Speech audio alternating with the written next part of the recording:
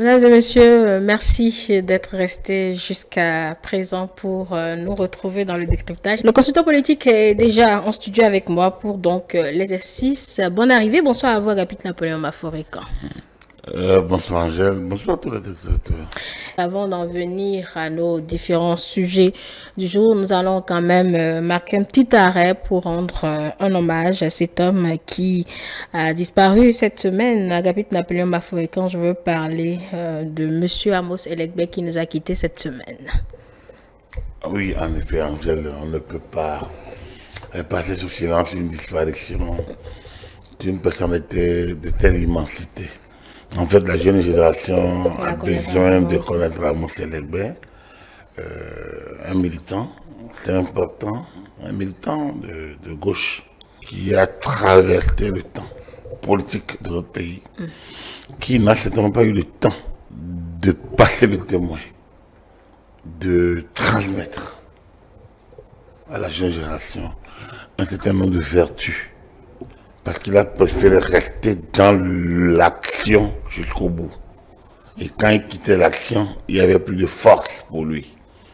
Ce que je voudrais dire, c'est qu'il faudrait que nous, qui sommes peut-être les gâteurs de ce temps, tous ceux qui viennent après, apprennent à passer le temps. Moi, c'est une haute personnalité, c'est une grande personnalité. Vous voyez l'indifférence avec laquelle on a appris sa disparition. On ne peut pas. Oui, parce que beaucoup ne le connaissent pas, comme vous le disiez tout à l'heure. De Pancras Bratier qui a disparu, mais Pancras était un militant, était un militaire. Il est passé aussi sous silence.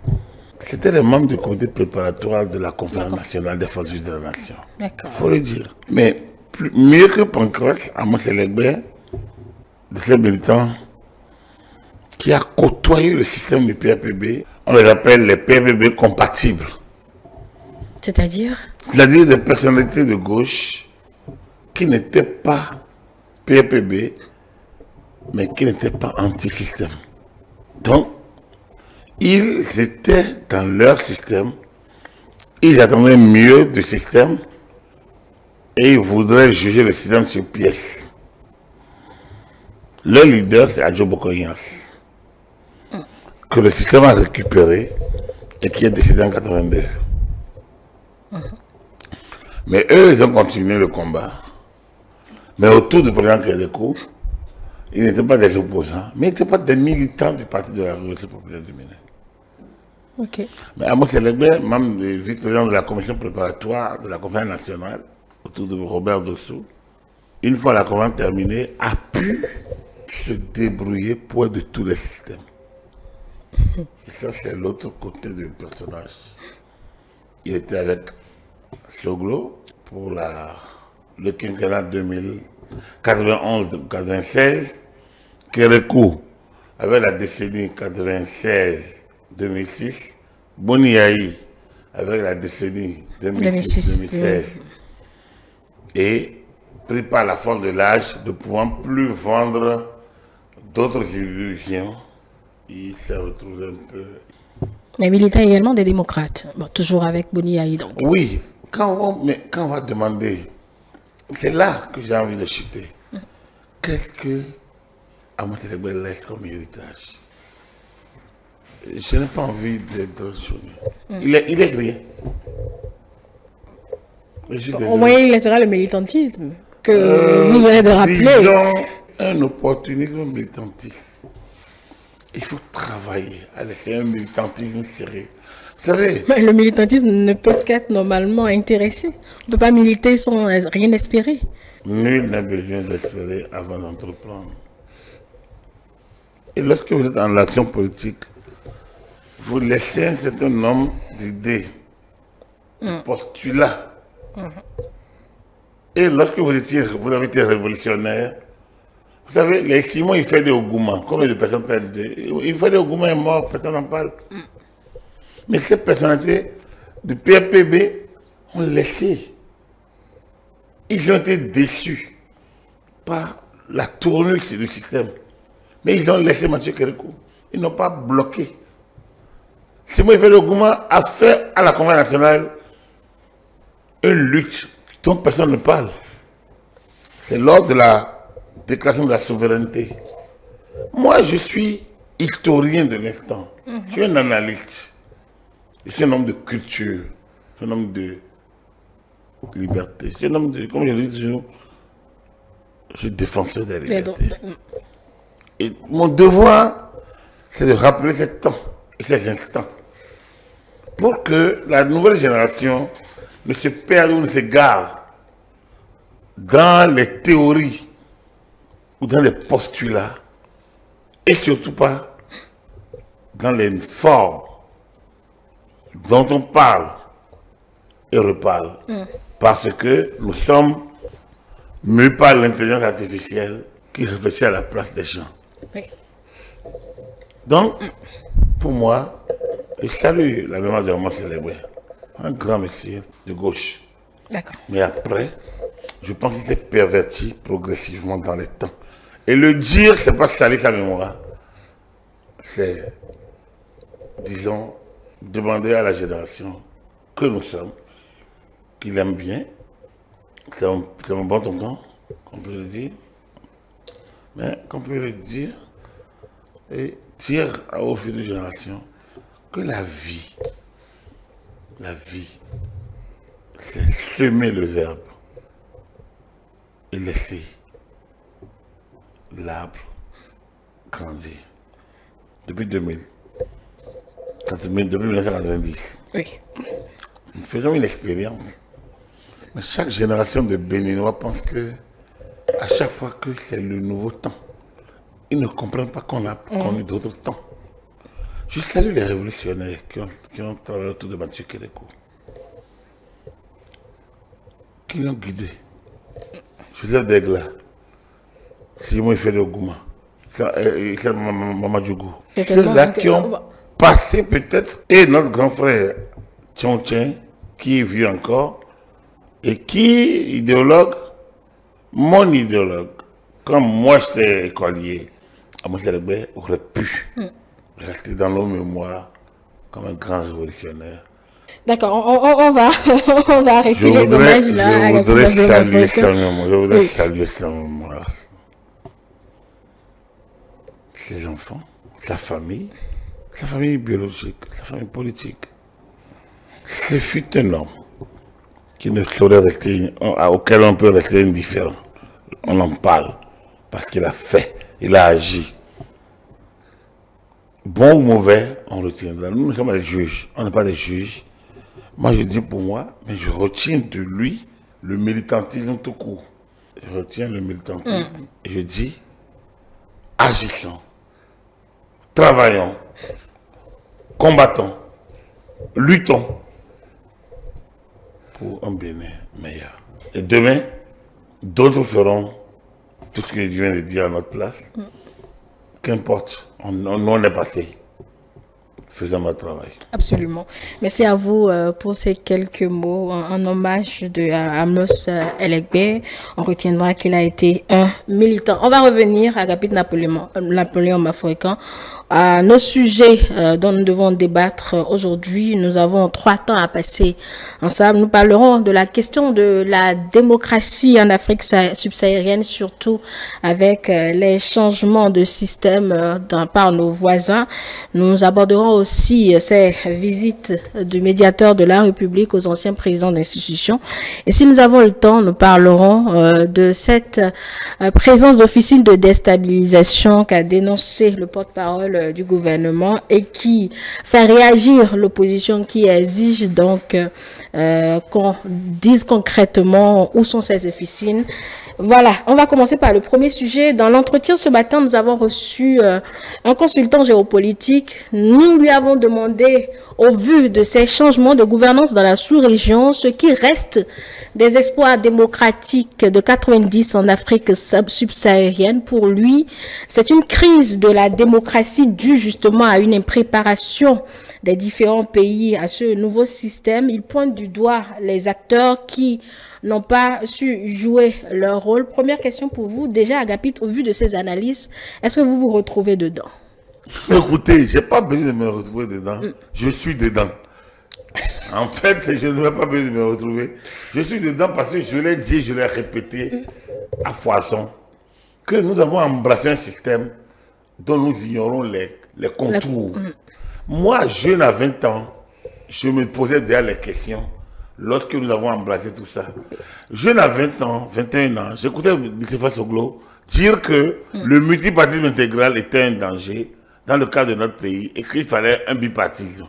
Jeune à 20 ans ou à 21 ans, j'écoutais Mathieu Kérékou dire que le multipartisme était un danger pour l'unité nationale et que le parti unique était plutôt une sorte de rempart contre les clivages régionalistes et ethnocentristes et qu'il nous fallait travailler à l'intérieur pour pour confronter nos idées et travailler pour que, en centralisme démocratique, nous puissions proposer au peuple béninois une ligne qu'on appelle la ligne de masse. En réalité, il s'agissait qu'autour des élites que nous avons dans les classes socio-professionnelles et confessionnelles, que nous puissions dégager un substrat que nous proposions au peuple travailleur.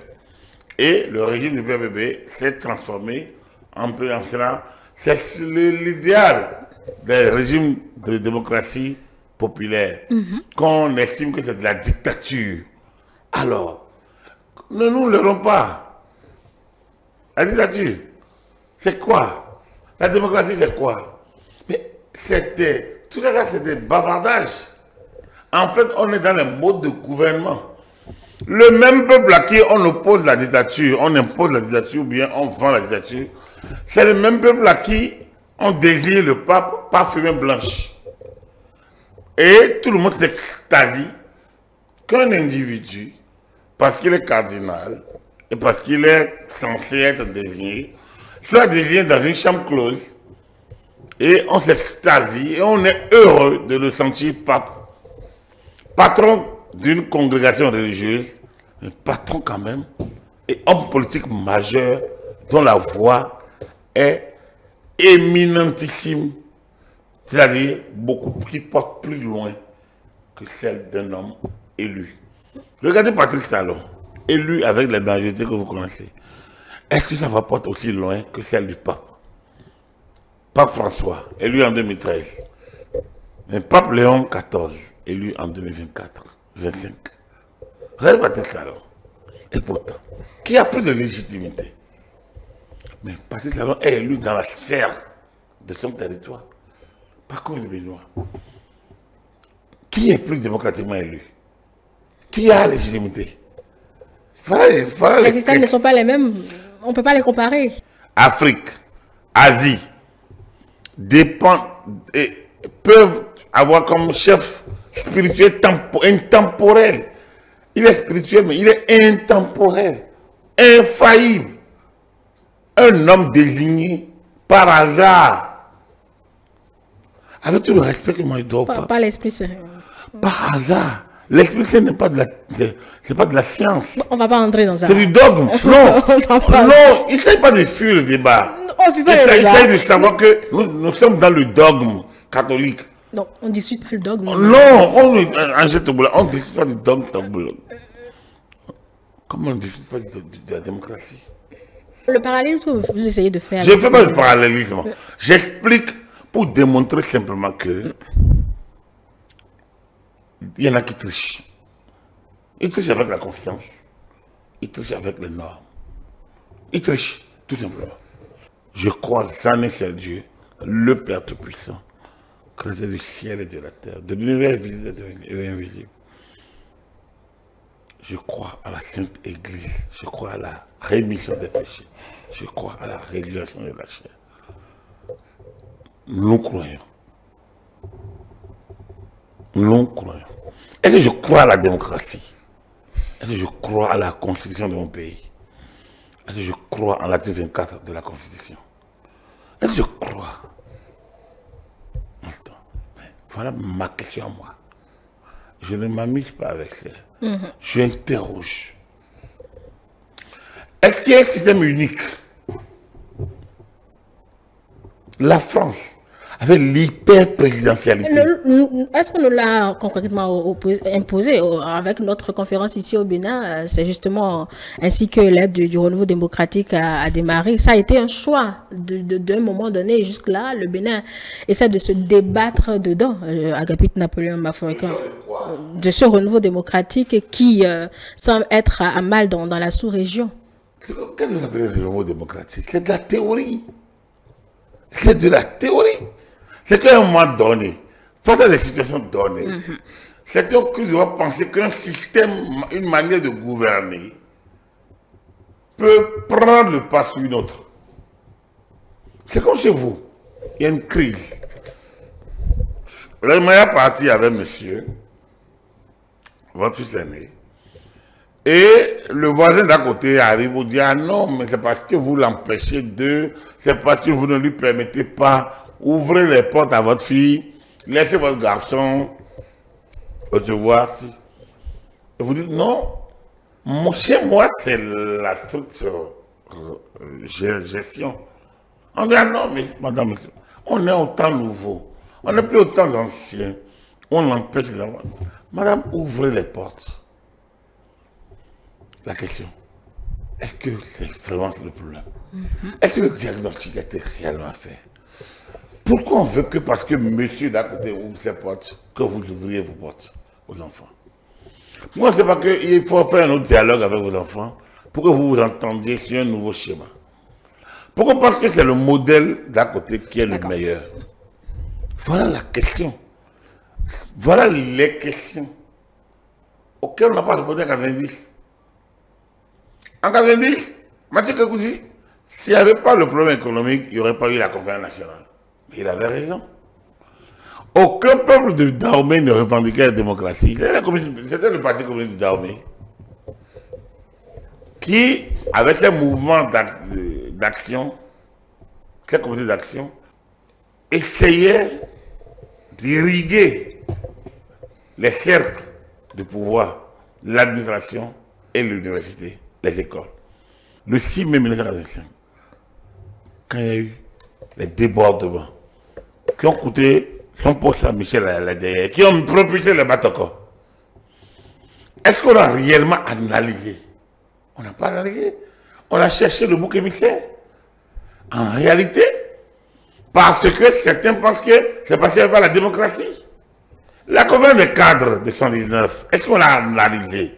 Même aujourd'hui, certains pensent que c'est parce que le régime n'a pas écouté. Mais est-ce que le régime de conférence des cadres a vraiment analysé le problème? Mais on ne s'est pas appesanti là-dessus.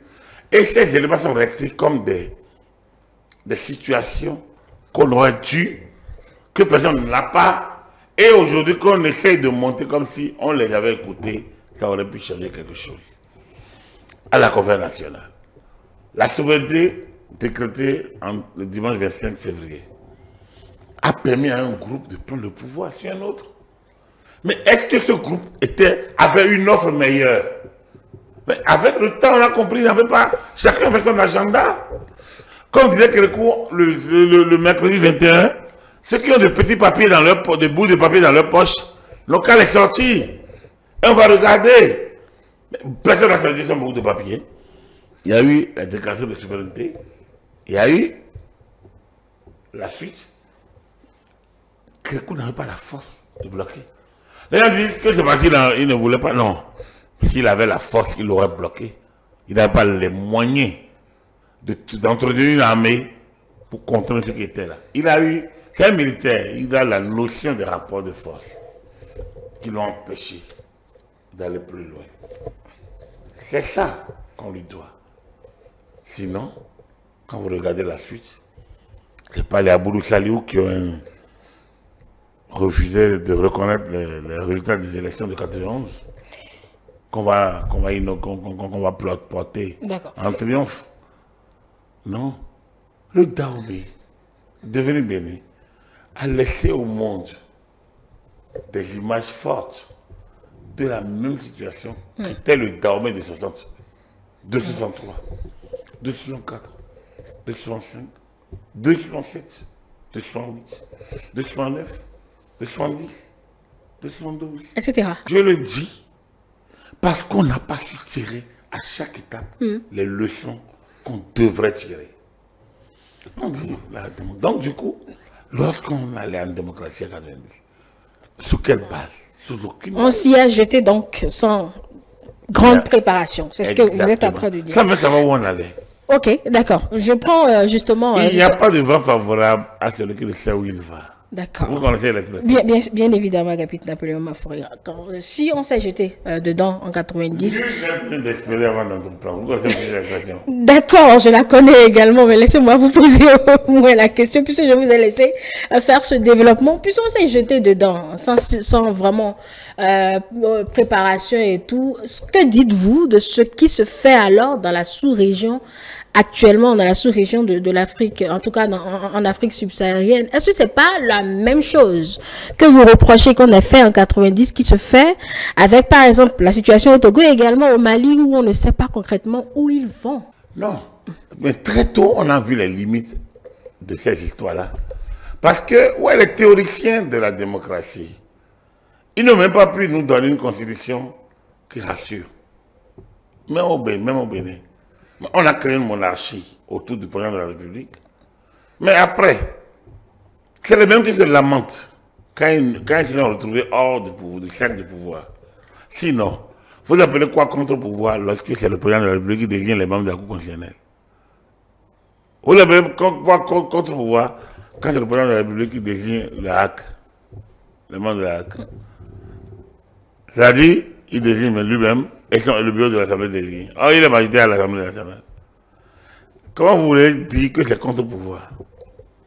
Vous appelez pourquoi contre-pouvoir quand c'est le président de la République qui désigne les membres de la justice? Et vous êtes les premiers à vous lamenter qu'il y a concentration de pouvoir. Mais vous demandez à quelqu'un de gérer un pouvoir et après vous vous en prenez à lui. Vous lui manquez de respect. Vous lui manquez de respect. Moi, je t'appelle les membres de la commission constitutionnelle et je dis que ce n'est pas sérieux. Surtout ceux qui vivent encore aujourd'hui. Mais c'est eux qui ont créé ça. Parce qu'ils savaient bien que le bureau de l'Assemblée nationale ne peut pas ne pas être contrôlé par le président de la République, à moins qu'il soit totalement déconnecté du pays, des logiques. Vous voulez que moi j'apprécie ce qui se passe dans la sous-région? Je ne le ferai pas. Parce qu'en réalité, contre quel système on est en train d'agir? Quand on dit la famille Adema, est-ce que les Togolais se plaignent réellement? On dit la famille Bongo, est-ce que les Gabonais se plaignent réellement? S'il n'y avait pas de plainte au Gabon, il n'y aurait pas de remise en cause du système d'Ali Bongo non plus. C'est vrai. Plus de 30 ans après. Parce que la première conférence nationale qui a suivi la nôtre, c'est le Gabonais, qui a rafistolé et qui a créé le multipartisme à sa manière et qui a géré. Et nous, c'était la mort du chef, du père, la maladie du fils. Je ne pense pas que ça pourrait se faire comme ça se fait. Et ce qui se passe au Gabon me donne la raison que lorsque le fruit devient mûr, il tombe. Qui est le président Oligui Nguema? C'est le porteur de valise. C'est l'aide de camp. Aujourd'hui, il est où? Il est au sommet de l'État. Devons lui reprocher quelque chose? Moi, non. Moi, non. Est-ce qu'il est démocrate? Est-ce que son système est meilleur que celui des Bongo? On le verra à l'heure. C'est non. On le verra à l'heure. C'est non. Il vient de commencer. C'est non. C'est non. Et le peuple gabonais a choisi. Et quand le peuple gabonais a choisi, moi, je n'ai pas de raison. Le peuple togolais n'a pas eu ce choix. Le peuple togolais a choisi.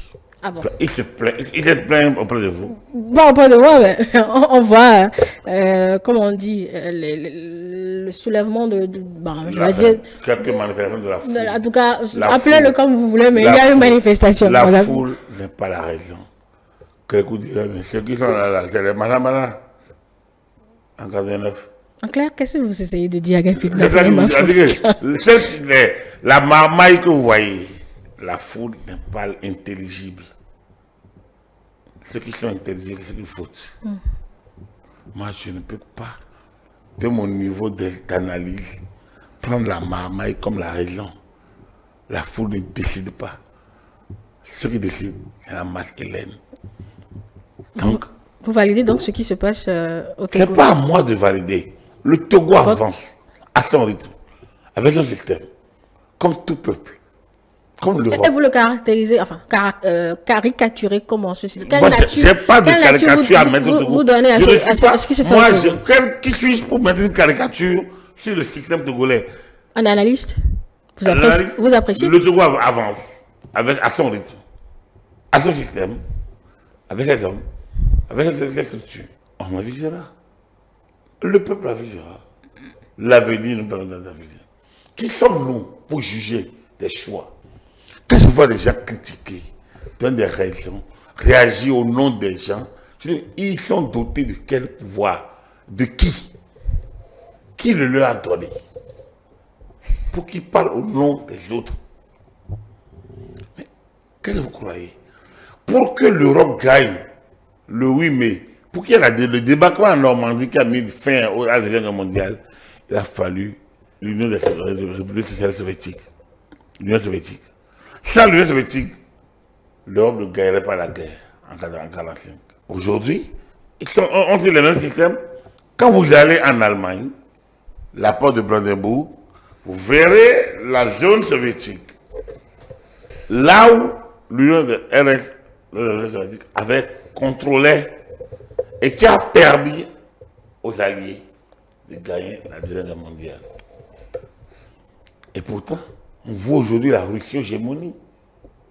Lorsque l'URSS était encore dans la bipolarité et en imposait au monde entier, on la respectait. Il a fallu que Gorbatchev, en 1985, arrive avec la perestroïka et la glasnost pour que, lui ayant tendu la part, on les conduit vers une sorte de résignation qui banalise l'Union des régions socialistes soviétiques et faire indépendant l'État balte et finalement désagrège l'Union. Dans l'optique socialiste et dans l'optique occidentale, c'est bien. Et la rhétorique occidentale vous vendra ça. J'étais en Allemagne en 1996, lors des 50 ans de la guerre. La lecture de l'époque n'est pas la lecture d'aujourd'hui. Je vous dis, la démocratie, ce n'est pas un prêt-à-porter que vous portez. Je suis convaincu que vous et moi, dans ce que nous portons, nous sommes sûrs que la mensuration n'est pas la même.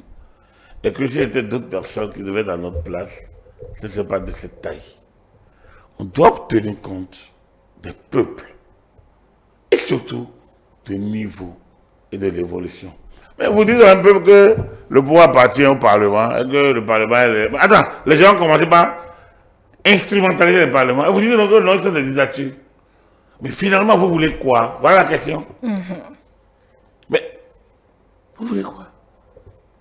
Vous hissez les parlements au niveau de je ne sais pas quoi.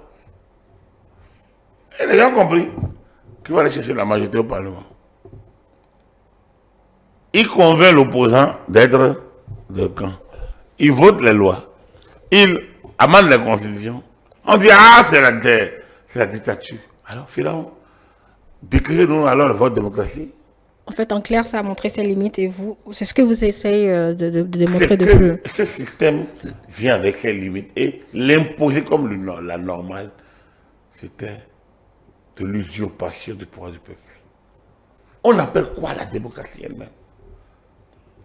Mais on a compris que c'est une négation, que c'est d'abord un concept mal conçu, mal maîtrisé et mal déroulé. Pas mal conçu, pas certainement mal conçu, peut-être mal déroulé comme vous le dites. La conception, elle est là, c'est dans l'application peut-être. Dites-moi, c'est quoi la conception? On ne va pas faire le coup de la démocratie. Si, allons-y. On a d'autres sujets à aborder. En réalité, c'est dans la conception qu'il y a la négation. Le pouvoir du peuple, par le peuple et pour le peuple. Mais si le peuple a avalé son système, pourquoi vous pensez que c'est mal? Vous êtes qui pour parler au nom du peuple? Et pourquoi vous pensez que c'est mal construit, capitaine? Parce que justement, quand le peuple décide, il y en a encore mal éclairés, qui pensent que mal illuminés, qui pensent que le peuple n'a pas eu à choisir. Et c'est là que la réadaptation que beaucoup suggèrent... Il n'y a pas de réadaptation. Lorsque le peuple choisit, lorsqu'un peuple dit je veux vivre dans l'esclavage, c'est un peuple qui a décidé. Vous n'êtes qui pour pouvoir le changer? C'est-à-dire que vous n'êtes plus dans la démocratie. Votre théorie est alambiquée. Il faut la réadapter. C'est là les limites de cette affaire. En fait, c'est de la pure triche. D'accord. Vous savez, pour diriger 1,5 milliard de personnes, la Chine a inventé son modèle. Pour diriger 2 milliards de personnes, les États-Unis ont inventé leur modèle. Regardez les deux modèles. Et dites-moi, les deux s'équilibrent au regard du peuple qui a géré. Et Jefferson, quand il dit, mais c'est quoi la meilleure constitution? Pour quel peuple? Et à quel pays? Lorsqu'on prend ces trois éléments, on peut bâtir la théorie démocratique. Et on peut se demander, mais est-ce que les Togolais n'ont pas raison? Est-ce qu'ils ont tort? Est-ce que le Togo n'est pas à voir? Moi, je n'ai pas envie de parler au nom du peuple togolais. Mais qui suis-je donc? D'accord. Qui es-tu pour penser que le système togolais est dictatorial? Notre invité aurait dit que c'était de l'autoritaire là-bas. C'est un regard, c'est son regard. Bien sûr. Que je respecte. Mais ce n'est que son regard. Et s'il était togolais, il serait un parmi les nombreux togolais. Alors donc, pour moi, il a le droit de le penser. Moi, je ne le pense pas. D'accord. Merci pour ce que vous pensez sur cette question de la démocratie à capitale Napoléon Mafourican. Ces changements de régime, on verra bien ce que ça va donner à l'épreuve du temps. On va revenir essentiellement sur les questions à l'interne à capitale Napoléon Mafourican, notamment ces visites du médiateur de la République aux anciens présidents d'institutions. Le débat a été fait sur le plateau du duel ce matin pour le représentant de l'opposition. Eh bien, le médiateur de la République est en balade et essaie de valider son budget. Là, j'emprunte ces mots, puisqu'il ne voit aucun intérêt là-dedans. Est-ce que, selon vous, on peut espérer quelque chose de ces échanges du médiateur de la République avec... C'est ce que vous faites depuis tout à l'heure, je l'espère. Absolument. Vous voulez, c'est maintenant que vous voulez être sérieux à capitale. Non, on a changé le sujet. Oui, on a changé le sujet. Parfois, il m'arrive un peu de blaguer, mais je vais dire. Franchement, sans emprunter les mots de représentant de l'opposition, je crois les mêmes choses. Ah, d'accord. Sans lui emprunter les mêmes mots. Mais le contenu est le même, d'accord. Dans le contenu, je pense, franchement. Vous n'y croyez pas? Mais ils sont qui? Attention, c'est une autorité administrative investie de certains pouvoirs politiques. Pas de ce pouvoir-là, selon sa loi. Souvenez-vous de sa prestation de serment, ce que le chef de l'État lui a dit. Nous avions dit qu'il faille réviser les tests à l'époque. Les tests ne doivent pas être retouchés. Il n'a pas ce mandat. C'est le premier niveau. Est-ce qu'il a le mandat de la menace de Ngwedi, qu'il sait ce qu'il fait avec Boniaï, à comprendre que son parti n'existe plus? Voilà la première question. Est-ce que le médiateur Essou a le pouvoir de dire à Ngwedi, ton parti n'existe plus? On ne parle pas. Est-ce qu'ils ont parlé parti, on n'en sait rien. Très bien. Alors que c'est de ça qu'il faut parler. Est-ce que le médiateur Essou a pu dire à Yaïboni, toujours trouble fait? Est-ce que le médiateur Essou a pu dire à Soglo, à ton âge, essaie de rassembler ce qui est éparse, parce que tu as vu d'autres, tu en as vu d'autres. Je précise que rien n'a fité des échanges. Est-ce que le médiateur il y a eu des échanges a pu expliquer à ces trois personnalités que le choix en démocratie n'est qu'un choix de parcelle, n'est qu'une vue, et qu'il appartient aux gens de subir le regard de la majorité? Le plus fort n'est jamais assez fort pour être toujours le maître.